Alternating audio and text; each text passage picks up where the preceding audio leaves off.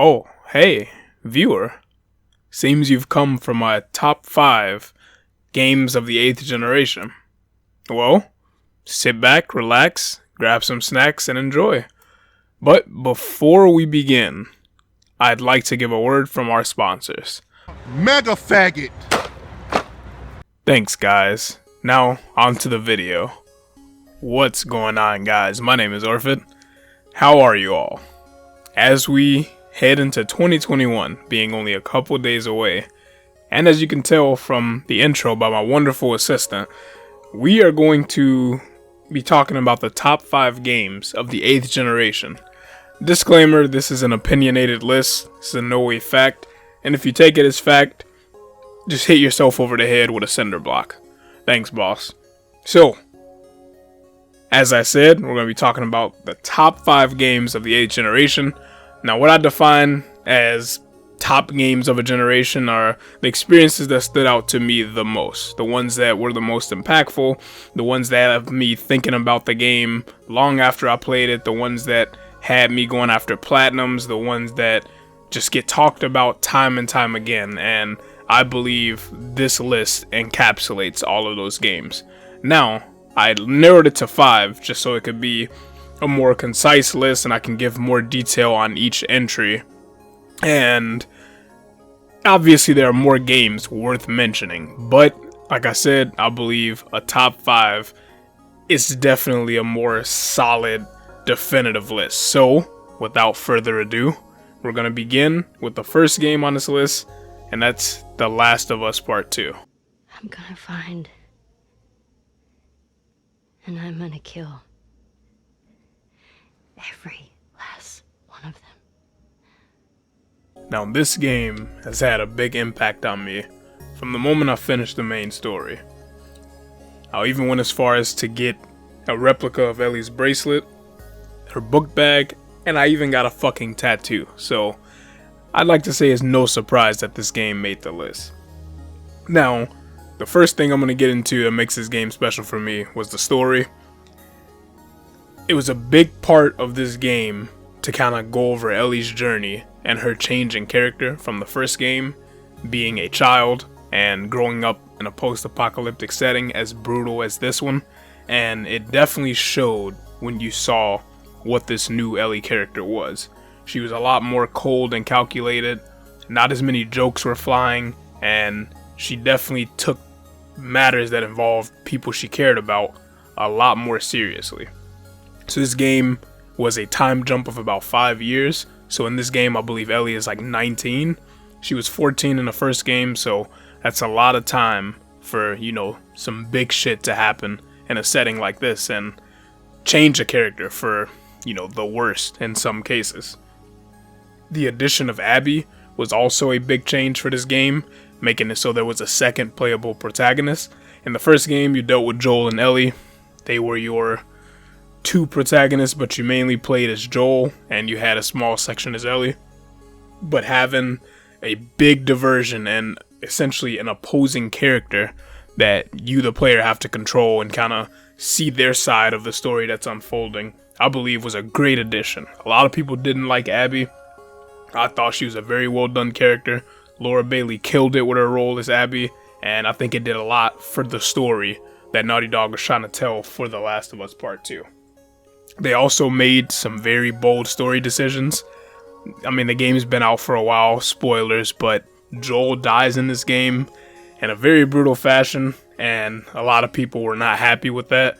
Again, the addition of adding Abby as a playable character, the one that killed Joel, very, very bold story decisions, and again, I think ultimately in the end, they paid off, because with the experience I got, it was awesome. It was obviously at the cost of some characters we loved and some decisions being made that not everyone agreed with, but I think it still worked really well. The gameplay in this game was essentially an improvement on the first. The mechanics were overall the same, but most of them were touched up in a pretty big way, namely the stealth. To me, the stealth in the first game was really bad. In this game, it's really well done. It's some of the best enemy AI I've ever seen, and I actually don't like stealth games. So to enjoy stealth in a game, you know, when I usually don't like the mechanic, I think is a big win.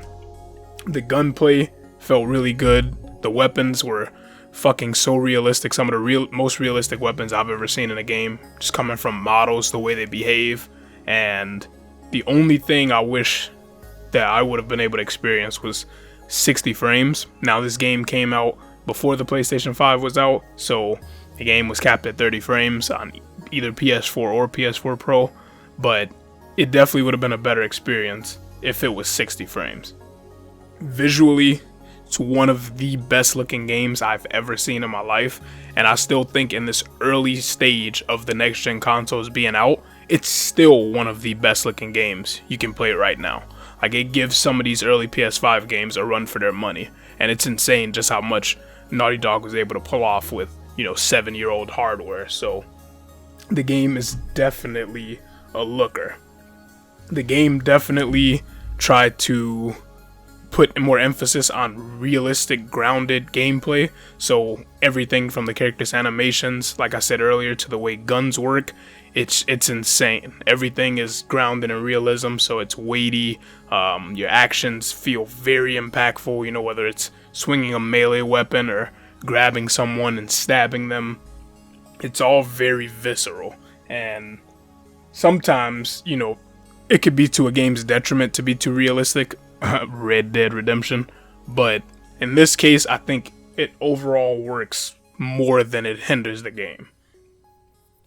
The character models, again, lastly, were absolutely insane. I think this goes hand in hand with the visuals. Some of the best character models I've ever seen, the way they render hair, clothing, you know, the cloth physics, items that characters carry on their bodies. It's insane just how much they were able to pull off towards the end of the generation, again, on a 7-year-old console. So it's pretty fucking insane. At the time of making this video and the game's release, there is no multiplayer component like there was in the first game, but I do believe at some point they are going to add one, maybe in like a special edition or something, where they add other enhancements to the game. But so far this was only a single player experience with no DLC or anything, and I think what we got was truly something special. So it's definitely one of my favorite games of the generation, by far. Coming in at number 2 is going to be God of War, the 2018 iteration. Can you kill something that big?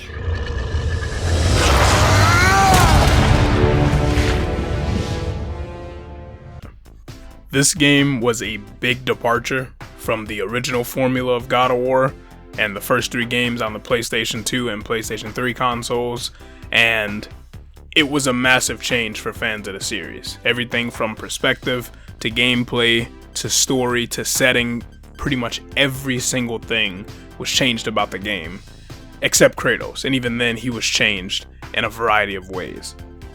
And that's what we're going to start off with first, is Kratos' character development. He takes on the role of a caretaker and a teacher in this game because he has a son.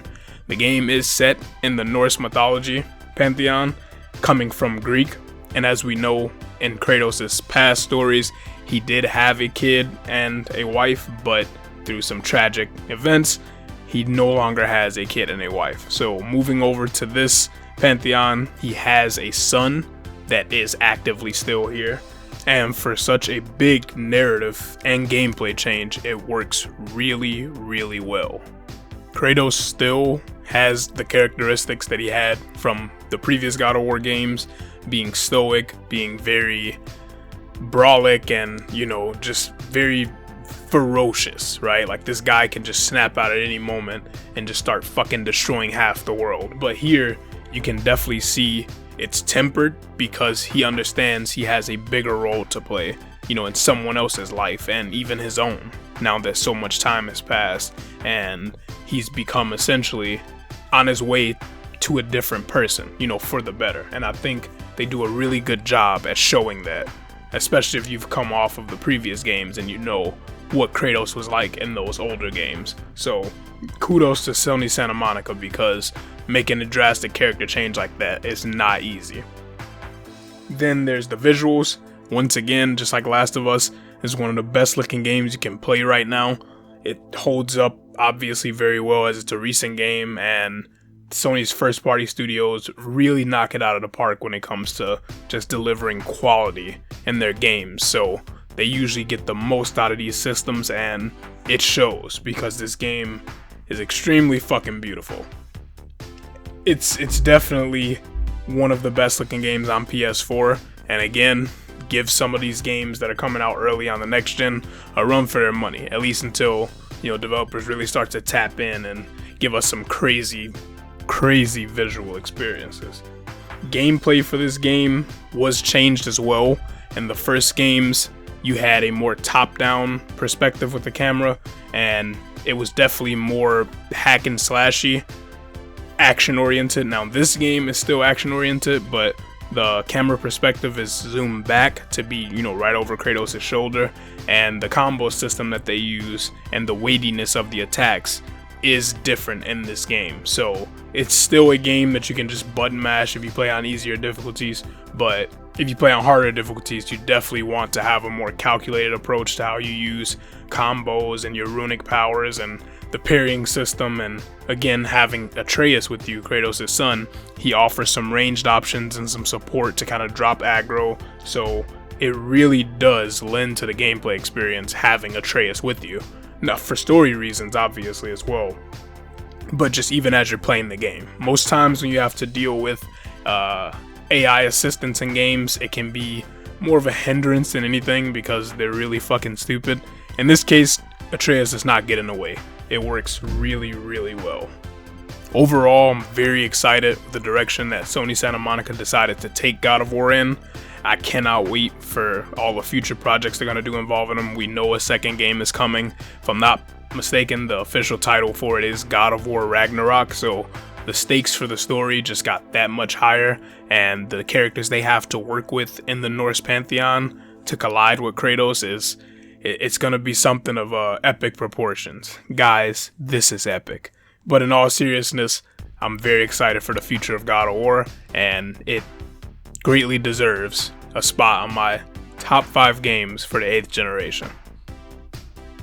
Coming up next is a very special game to me, and that game is Bloodborne.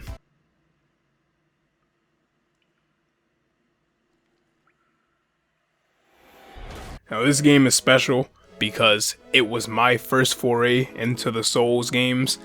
Before this, I had never played a single Souls-like game. I had never played any of Miyazaki's games, and I got the pleasure of playing this game on release blind. At the time, I did not have internet, so even if I was stuck, I had no way to look it up. So the game forced me to figure everything out, and I got to learn as intimately as you possibly could for your first Souls game. And let me say, it was the start of something special. Ever since Bloodborne, I've went on to play all of the newer Miyazaki releases, even took an interest in going back and playing some of the old ones. I think it's safe to say I've become a fan of his work, all because of Bloodborne. And not only am I in that camp, it seems unanimously everyone loves Bloodborne. It's an amazing game. The atmosphere of the game is very creepy and well done if you like environmental storytelling. And the game itself, just what it offers as far as combat and exploration, is very awesome. And like I said, for a first experience, it just makes it even that much better. So that's why it's special to me for that generation of gaming, because it was my first go at the Souls games. It serves as a great teacher, and it taught me a lot about the way I play games and just the kind of expectations you go in with when it comes to games and their mechanics and hand-holding from developers. It throws a lot of that out of the window, and you're forced to kind of like take a step back and let the game show you how it wants you to play it, and you're there to learn alongside it. And I think that experience alone is enough to commend the game, because often the games we play are really easy, they aren't that challenging, and you just steamroll over everything. And once you get kind of set back and put in your place to say, no, this is how it's gonna go, it's a much needed change of pace, and it was one I actually enjoyed. I know a lot of people don't enjoy the Souls-like games because of the challenge. They feel the difficulty is unfair.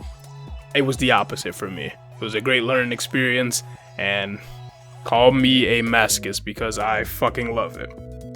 The visuals for this game at the time it came out I believe was 2015. Again, top notch. Character models were great. The cloth physics, the way that characters animated, it was all very, very good because it came close to the beginning of the generation. The only downside for me, especially now being able to play a lot more games at 60 frames, is that the game ran at 30 frames. I even went back to play it yesterday to get some footage for this video, and oh man, it's tough to play, but still a fucking fantastic game even at 30 frames. It's very fast paced, and like I said, it kind of goes hand in hand with being a teacher and how you have to learn the game's mechanics, and you have to study and just take your time to kind of get a grip on what's going on, because it can be overwhelming if it's your first kind of game of that nature. So you have to learn boss attacks, you have to learn enemy rotations, you have to learn enemy placement. But again, once you do, it feels that much more satisfying when you actually overcome any one of these obstacles that the game throws at you. All in all, I am very glad that Bloodborne was my first experience into the Souls games, and it sparked my love for Miyazaki's work and the difficulty and challenging nature of his games to serve as a great teacher and kind of remind us that gaming is meant to be enjoyable and a learning experience. And Bloodborne, I owe this one to you to make it to my list for top 5 games of the 8th generation. At number 4 on this list, we have none other than Persona 5.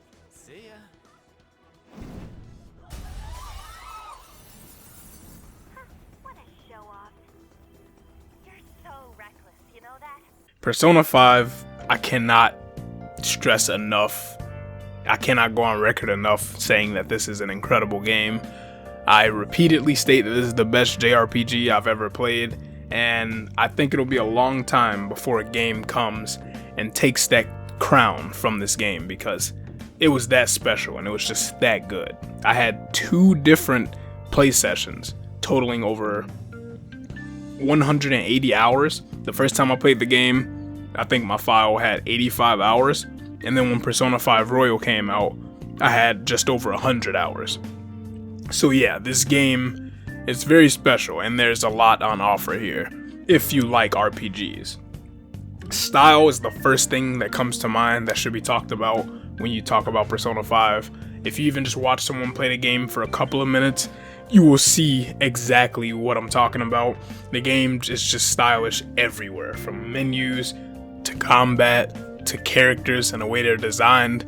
There's no place you won't find style here. And that lends itself greatly to the way the gameplay works and just the mechanics of the game that involve you being a student by day and a phantom thief by night, scouring dungeons and raiding palaces to get rid of evil-doing adults and show that kids can be useful. So this game has deep RPG systems.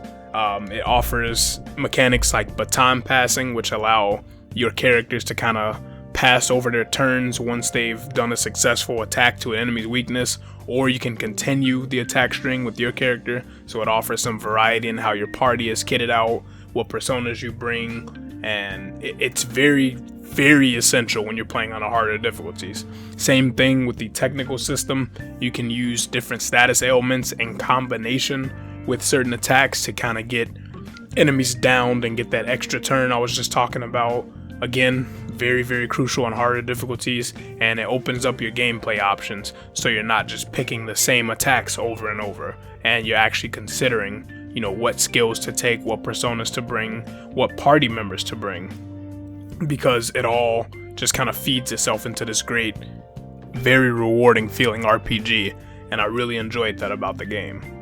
The story, for 90 hours, it's a damn good story, and it has a satisfying conclusion. Basically, the premise of the game is that you end up getting these special powers to where you can go into this kind of dimension known as the metaverse, and you get to see people's desires manifested into, actual things you can interact with, which in turn can change a person's heart and take away the evil desires they have and kind of make them a better person. And you get this ragtag group of friends that all share the same ideals and who've been wronged by some adult in some way, and you're just on this crusade to kind of rid the world of these very bad people. It's really good. Like I said, for 90 hours, it keeps you engaged and it leaves you wanting to find out what happened next, and every time you get a target, they're much bigger than the last, and the stakes are so much higher. It's just a really good time, and most games can barely keep you entertained for 20 hours, so for this game to do it for, 80, 90 plus, I give it an A+. Once again, I will state it on record that Persona 5 is the best JRPG I've ever played, and if you even have a slight interest in JRPGs, please go do yourself a service and play this game. I promise you, you will enjoy it. If you don't, your money back, guaranteed. But not from me, from Atlus. Fuck that. I ain't got no money for you. So, Persona 5 makes my list for top 8 games of the 8th generation. And coming in at number 5, last but certainly not least, we have what I believe is the best RPG I've played, just in general, and that is The Witcher 3. The degree is arbitrary, the definition's blurred. If I'm to choose between one evil and another, I'd rather not choose at all. We're going to start off with visuals, and this game is definitely one of the prettiest games I've ever seen. Again, another game that came out in 2015, so a ways out now, and it still holds up. I played this game yesterday to get some footage for this video, and it looks just as pretty as it did before. It was made by CD Projekt Red, the guys who made Cyberpunk 2077, and that is a whole shitstorm right now. But these guys, they have prowess. They're good developers, and they know how to make a good RPG. And The Witcher 3 is a very special game because it's one of those games that offers so much content to the player and so much to come back to for the game that you end up with this big meaty experience that is just mostly quality. Like, I remember when this game came out, most of the people just praised the side content for being so good, and they said it rivaled main content, and it kind of sparked this idea that games should include, meaningful side content, and it shouldn't just be all focused on the main story. So when you see these games like Assassin's Creed Odyssey come out, and they have like really, really good side stories and a lot more attention to detail paid into these little diversions, I believe you can thank The Witcher for that, because it was the game that kind of really put that on the map as, all the content should be meaningful. It should all be worth exploring, if it's going to be put into the game. And again, I think a lot of the RPGs that came out after that, they owe a lot to it, because this game was very special and it did a lot of things right for the RPG space. The world was super immersive. It had a lot of little interactions and details that led to a lived-in feeling world. You could be walking through towns, you'd see people carrying out their daily activities. On the road, you could see bandits trying to harass people to get, money out of them. You see the animals, the wildlife, the monsters in the world, how they interact. It's just, it all leads to you believing this place could exist if you weren't in it, which is, I think, one of the most important parts of an open world game that's trying to get you to believe a character belongs to a world. The world has to be believable first and foremost, and I think this game does that to a T. The story in this game, again, just like Persona, was a very long game. The main story could take you upwards of like 60 hours to complete, and it's engaging with high stakes. Basically, the premise of the game is that the Wild Hunt, this group of like magic elves or some shit, they're like looking for a specific character in the game, and Geralt is close to that character, and they relentlessly hunt her, and they're a very powerful group, and throughout the whole game they're chasing her, you're having run-ins with them, and you're trying to find her yourself. So every step of the way you want to continue playing and you want to see what happens to see where it ends up going. I wanted to see it through personally, even if it meant playing for 50-60 hours. Again, I think if a game can do that, it's a massive plus, because a lot of people, they don't really want to play a game for that long. So if it is able to do that, good job. Very good job. The characters in this game were amazing as well. Geralt's little love triangle with Yennefer and Triss was great. The way they bounced off of each other, even down to little side characters that you'd probably only see one time. It was very good interactions, very good voice acting, very good dialogue overall. Like, it's all stuff that you come away with like that was really well done. Stuff that you'd find in a main story, but it's just a little side diversion here. And again, that's what made this game so special. That's why people recognize it, is because there was no skimping on detail. None at all. And all of that culminates into what is the final game in my top 8 games of the 8th generation. And again, rightfully so.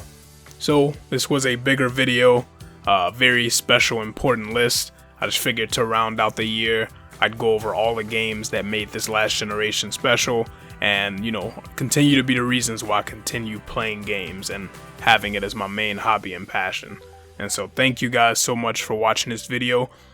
What are your top games of the generation? You know, whether it's you got 1 or 2, you got 10, you got 20. Let me know down in the comments. Be sure to share. I love talking games with you guys. Thank you so much for listening with me.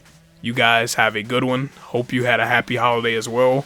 And as we move into the new year, look forward to new games to fawn about for the next generation. And hopefully we'll be back in this position in a couple years to recap all the games that came out for the PlayStation 5 and Xbox Series X era. So you guys have a good one, and until next time.